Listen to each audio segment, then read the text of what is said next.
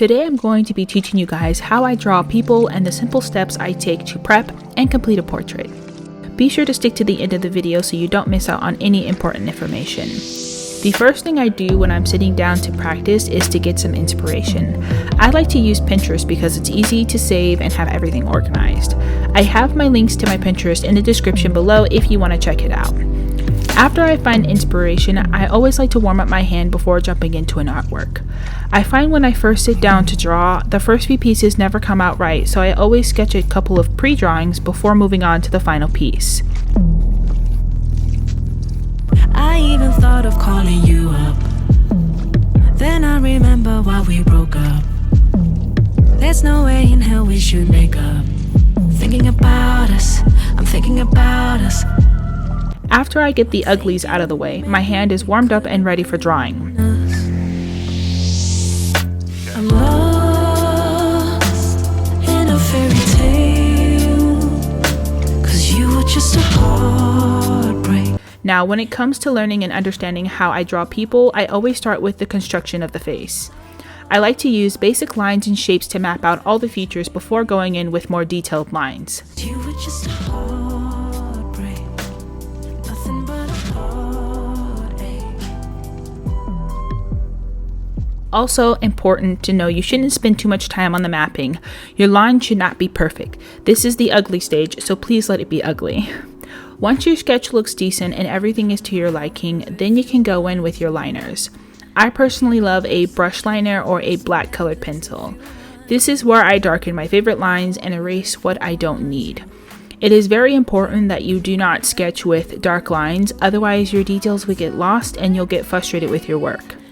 Having a good eraser and light strokes will allow you to redo and erase anything that you don't want to stay on the paper.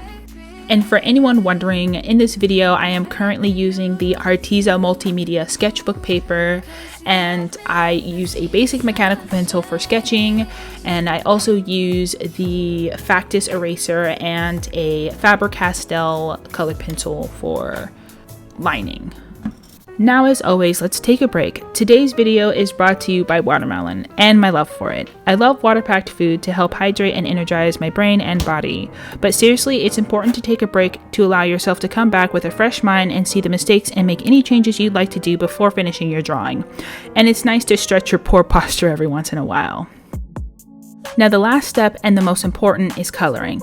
Not everyone colors, as you saw from the beginning examples. You can shade as well, but I will be using watercolors in today's artwork. When it comes to learning how to draw people and how to color them, you need two things: color theory and the knowledge of light and shadows. Color theory will allow you to pick the correct colors to ensure your piece looks cohesive and it flows the way you want. In this piece, I used three colors: red, yellow, and blue, and then I used white and black. When mixing colors, you need to understand how warm and cool colors work to ensure that you don't get muddy colors.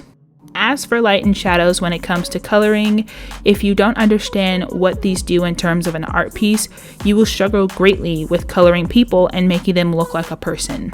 Now, our brain works in mysterious ways, and it uses light and shadows to make something appear 3D, and when you remove light or shadow, everything will look flat. So you need to build basic knowledge and practice understanding the planes of the face. I suggest checking out 3D Azaro heads to get a more visual understanding on how light hits the face or body. The last tip I can give you is to remember that things you are drawing from real life are 3D. You should always remember this when drawing because it makes understanding how to draw people in different angles easier. I'm way too smooth, I just caught a groove. This right here, that charge all the fire in the booth, yeah. Had to go right back to it, yeah. If you ain't talking about money, please save your breath, don't bring it up to me, yeah. I pull up in that stunt like a 007 James Bond type movie, yeah. Hey, don't slip on the trip, no, no, no, no, no.